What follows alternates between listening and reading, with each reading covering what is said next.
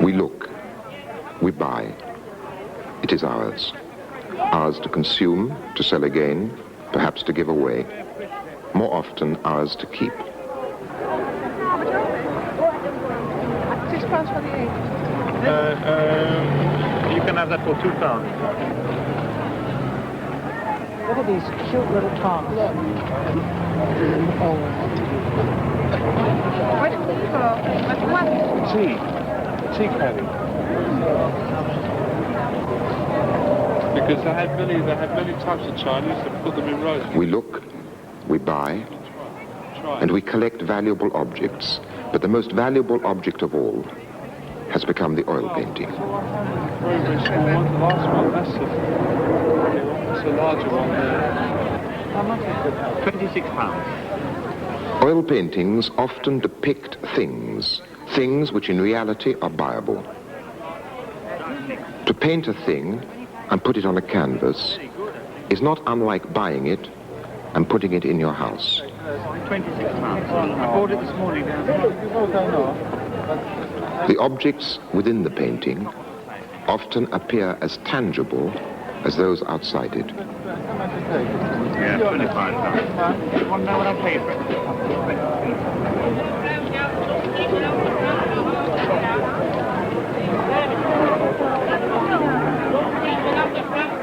If you buy a painting, you buy also the look of the thing it represents. £22.10. Now £11.10. And this one?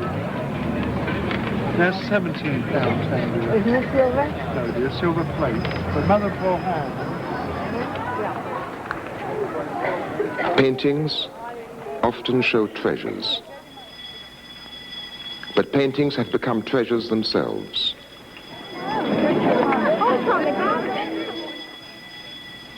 Art galleries are like palaces, but they are also like banks. When they shut for the night, they are guarded, lest the images of the things which are desirable are stolen.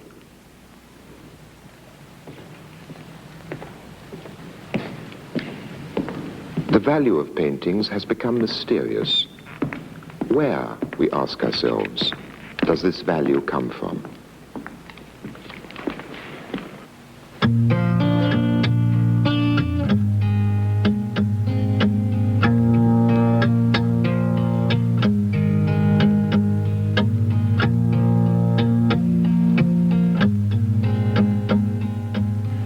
Those who write about art or talk or teach about it often raise art above life, turning it into a kind of religion.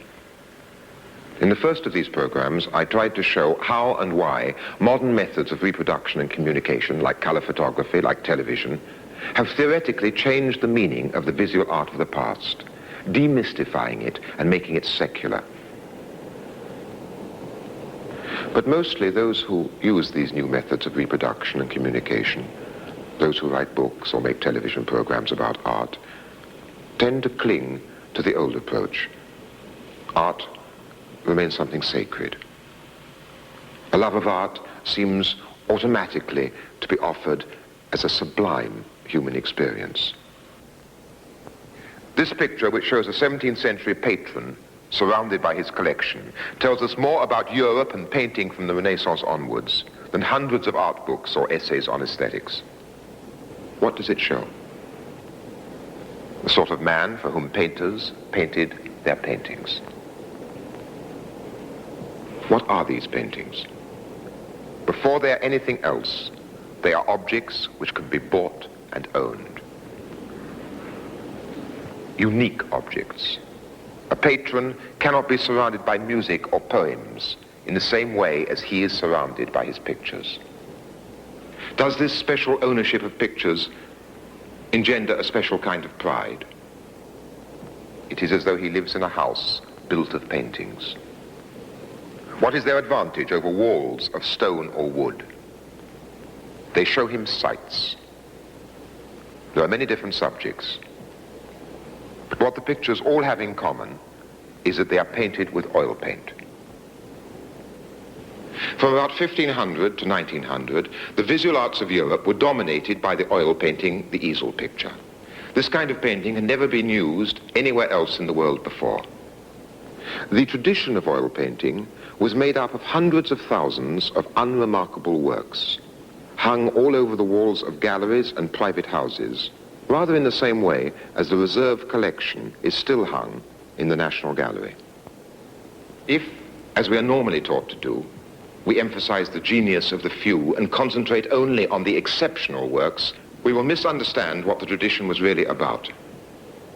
European oil painting, unlike the art of other civilizations and periods, placed a unique emphasis on the tangibility, the solidity, the texture, the weight, the graspability of what was depicted. What was real was what you could put your hands on. The idea that a thing is only real if you can pick it up may be connected with the idea of taking a thing to pieces to see how it works. At the beginning of the tradition of oil painting, the emphasis on the real being solid was part of a scientific attitude. But the emphasis on the real being solid, on being what you could put your hands on, became equally closely connected with a sense of ownership. These scientific instruments were used for navigation. They were painted at the time when the world trade routes to Europe were being opened up by the heroic voyages which we learnt about in school, bringing European civilization to the rest of the world.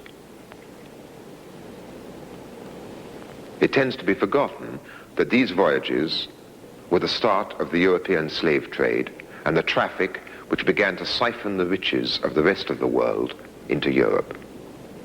Christopher Columbus wrote from Jamaica, "Gold is a wonderful thing. By means of gold, one can even get souls into paradise."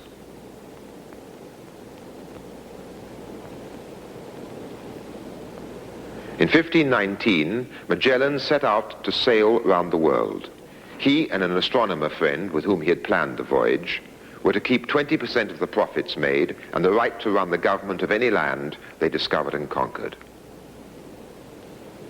This globe charts Magellan's voyage round the world. Beside it is a book of arithmetic, a hymn book, and a lute. To conquer a land, it was always necessary to convert it to Christianity. The picture was painted in 1533 by Holbein. It shows two French diplomats in London. The picture is about science, about navigation, about diplomacy, about power. But in the way that it has been painted, in the way that it has been seen, what is it most about?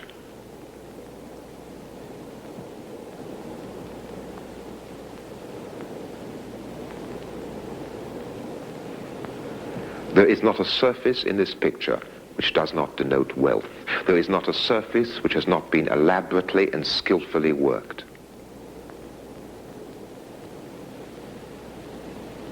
Except for their faces and hands, every square inch of the canvas has been gone over numerous times by weavers, embroiderers, carpet makers, mosaic makers, leather workers, furriers, jewelers, and last of all, by Holbein the painter. They are two men convinced that the world is there to furnish their residence in it. The seafaring instruments have been placed on an eastern carpet. Without the first, the second would not be there. Implicit in the rise of European Christian culture was the destruction of other cultures. But the Europeans saw it differently. They believed that their civilization was in all respects more advanced than any other. The African kneels to hold up an oil painting to his master. The painting he is holding depicts the castle above one of the principal centers of the West African slave trade. Many works of art in other cultures and periods have celebrated wealth and power. Gods, princes, and dynasties were worshipped. But these works were static, ritualistic, hierarchic, symbolic. They celebrated a social or divine order.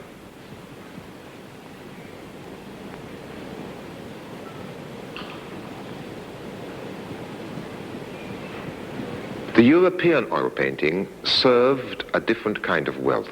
It glorified not a static order of things, but the ability to buy and furnish and to own. Before the invention of oil painting, medieval European painters often used gold leaf in their pictures. Afterwards, gold disappeared from their paintings and was only used for their frames. But sometimes the paintings themselves were simple demonstrations of what gold, of what money could buy. A certain kind of oil painting celebrated merchandise in a way that had never happened before in the history of art. Merchandise became the actual principal subject of these works. Eating is a pleasure, but these paintings cannot be eaten. They are a demonstration of something else. First of all, of the artist's virtuosity. Secondly, of the owner's wealth.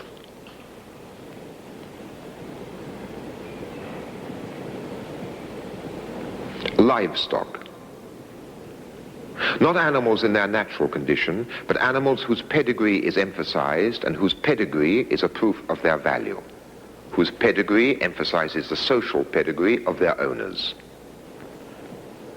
They are painted like pieces of furniture, a table or chair with 4 legs. Objects. Objects which, significantly enough, became known as objets d'art.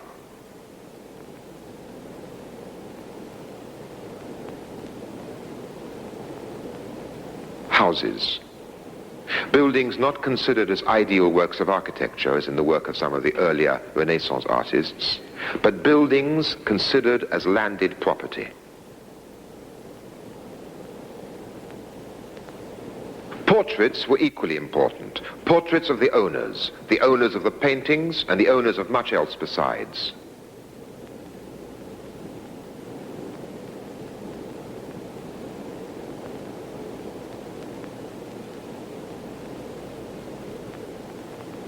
These paintings did not directly celebrate what was buyable.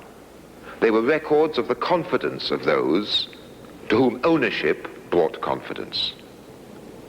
Those who could buy banquets, horses, bulls, houses, hung on their walls generations of portraits painted to celebrate a continuity of power and worthiness. There were hundreds of thousands of such portraits, but those they depicted represented an exceedingly small fraction of the population. The poor have neither annals nor portraits. Their lives are unrecorded. But again, the style with which the average portrait was painted reveals something about the basis of this confidence and of this so-called dignity of the sitter.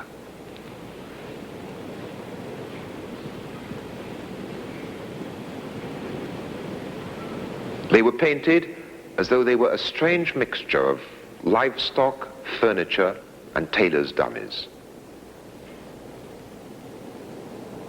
Every portrait is a record which says, I once existed and looked like this.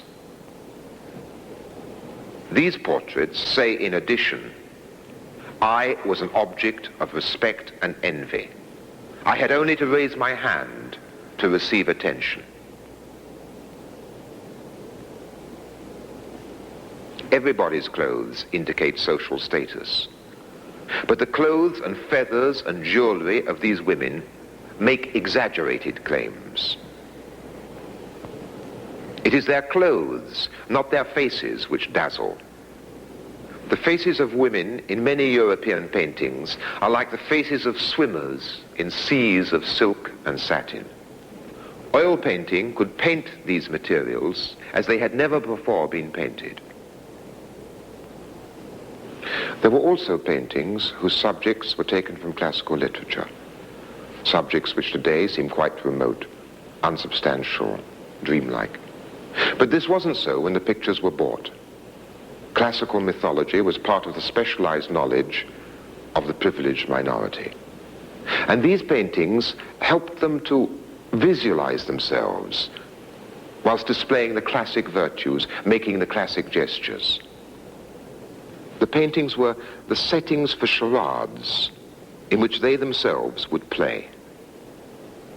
The props were given, the spirit of the performance was left to the owner's imagination. The figures were like garments held out for the spectator owners to put their arms into and wear. Here, the daughters of the family dress up as Graces decorating Hymen. But the dressing up didn't have to be as literal as that. The spectator wore the clothes and played his part just in imagination.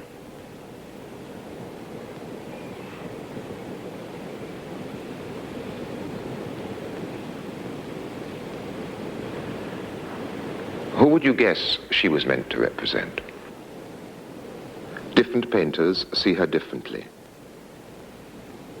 But do these paintings have anything in common? And if so, what is it that they all convey?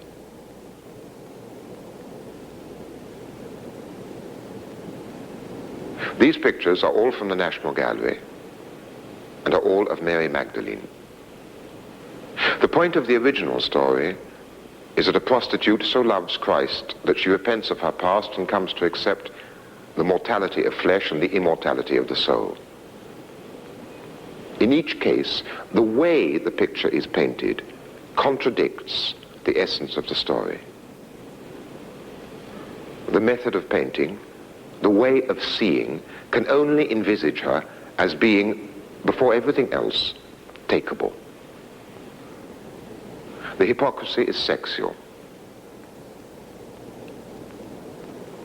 The title suggests sacred love. The painting, with title as alibi, speaks of profane love. Alternatively, she is simply a well-dressed, eligible young woman. The tangibility of her wardrobe, the elegance of her presence is all. It's a portrait that might have been painted of her for her future husband on the occasion of their betrothal. What I'm saying applies least of all to landscape painting, or to the great late masters of landscape painting like Constable or Turner or Monet.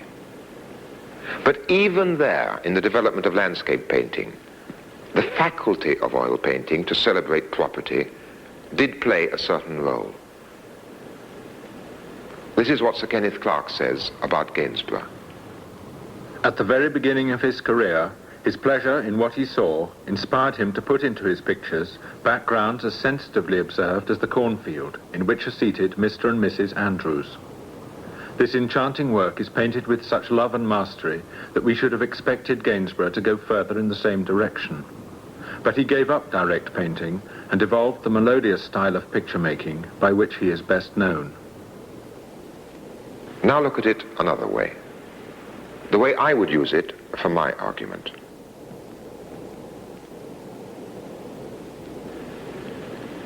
They have become not a couple in nature, as Rousseau imagined nature. Theirs is private land. Look at their attitude towards it. The attitude is visible. If a man stole a potato at that time, he risked a public whipping. The sentence for poaching was deportation. Without doubt, among the principal pleasures this painting gave to Mr. and Mrs. Andrews was the pleasure of seeing themselves as the owners of their own land.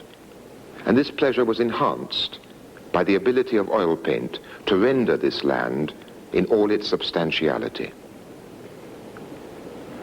The surrealist painter Magritte commented on this faculty of oil painting.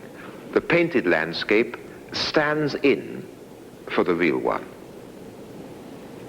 A number of great painters used oil paint to express their own highly personal and exceptional visions.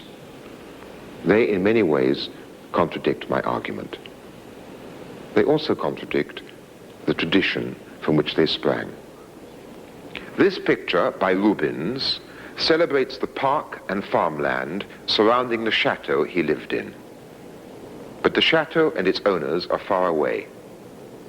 Hunting is free. The fields are golden. The landscape is like a counterpane on a bed. It is a painting which goes beyond its traditional category. It is not a painting about a castle and its lands. On the contrary, it shows a world without scarcity, a world of plenty, a world, that is, which contradicts the entire history of private property. There's a painting of a woman by Vermeer, which at first sight confirms everything I have said. It would seem to be the ideal illustration of my argument. She is weighing gold in a pair of scales, or perhaps also weighing the pearls strewn on the table. Her interest is commercial. In the way the scene is painted, the substantiality and tangibility of everything is emphasized. Everything suggests the solidity of a Dutch middle-class home. Even the painting of the Last Judgment on the wall behind her. A painting on the wall is a mark of prosperity. But go on looking.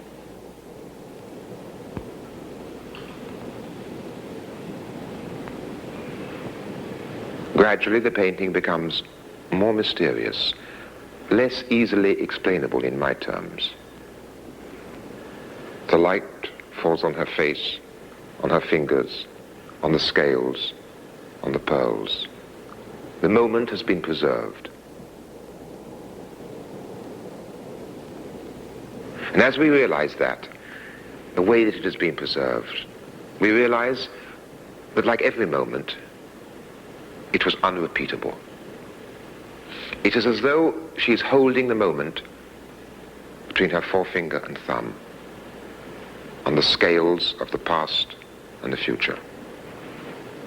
Despite its apparent celebration of property, this painting is about the mystery of light and time as we look up at the stars.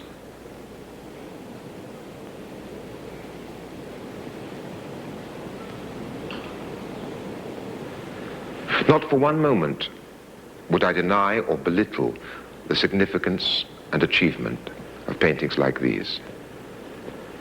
But we should not confuse these exceptional paintings, and everything in the museums, everything said by art experts, encourages this confusion. We should not confuse such exceptional works with the purpose and significance of the general tradition. Let me show the difference again, this time at the highest level. Two self-portraits by Rembrandt. One when he was young, one when he was old. But the difference between them isn't just a question of how age changes a man's character.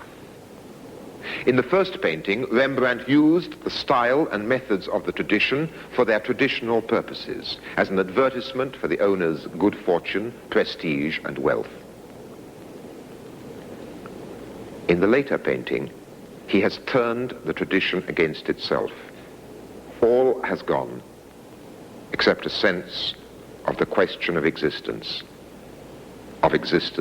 as a question.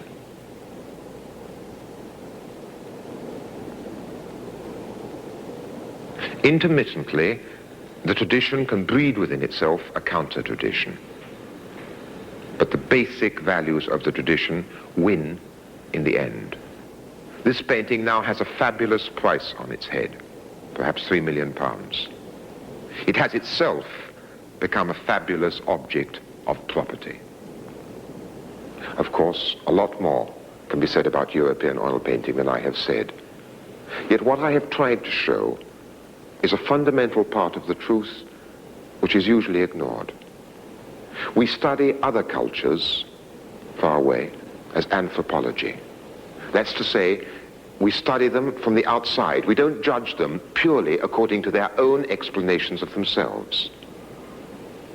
Now, if we look at the culture of the European oil painting in the same spirit, leaving aside its own claims for itself, I believe we will find that oil painting was, before everything else, a medium which celebrated private possessions. The tradition of the oil painting has now been broken once and for all. In some ways, publicity has taken its place. The sight of it makes us want to possess it.